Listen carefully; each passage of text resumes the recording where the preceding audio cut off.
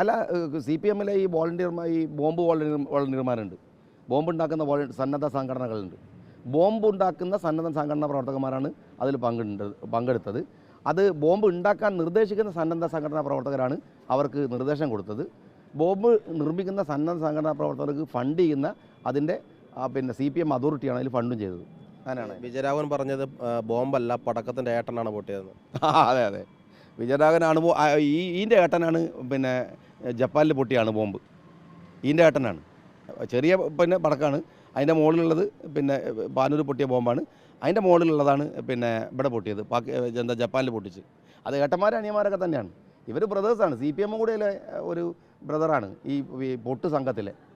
മുഖ്യമന്ത്രി പറഞ്ഞത് ഈ പ്രാദേശിക CPM നേതാക്കളെ മരിച്ച ആളുടെ വീട്ടിൽ പോയല്ലോ. മുഖ്യമന്ത്രി പറഞ്ഞത് ഒരു സാമൂഹിക ജീവിതത്തിൻ്റെ ഭാഗമായിട്ട് പോകുന്നതാണ്, ക്രിമിനൽ സംഭവത്തെ കുറച്ച് കാണിക്കുന്നില്ല എന്നാണ് പറയുന്നത്.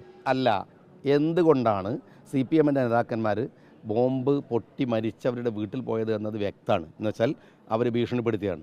ഈ ബോംബ് പൊട്ടിച്ച സംഘം കൃത്യമായി CPM-നെ ഭീഷണിപ്പെടുത്തി, നിങ്ങൾ ഈ സംഭവത്തോട് തലതിരിഞ്ഞ് നിന്നാൽ നേതാക്കന്മാർ വീട്ടിൽ വരികയും ഏറ്റെടുക്കുകയും ചെയ്തിട്ടില്ലെങ്കിൽ പരസ്യമായിട്ട് ഇതിന് ഇൻവെസ്റ്റ് ചെയ്ത ആളുകളെയും ഇതിൻ്റെ പ്രേരണ ആളുകളെയും പുറത്തു പറയുമെന്ന് ഭീഷണിപ്പെടുത്തിയ പശ്ചാത്തലത്തിലാണ് CPM ലീഡർഷിപ്പ് അവരെ അനുനയിപ്പിക്കാനാണ് അവിടെ പോയത്. അല്ലെങ്കിൽ തെരഞ്ഞെടുപ്പ് സമയത്ത് ബോധമുള്ള CPM-കാർ രാഷ്ട്രീയ നാടകത്തിന് വേണ്ടിയിട്ടെങ്കിൽ അവിടെ പോകില്ലായിരുന്നു.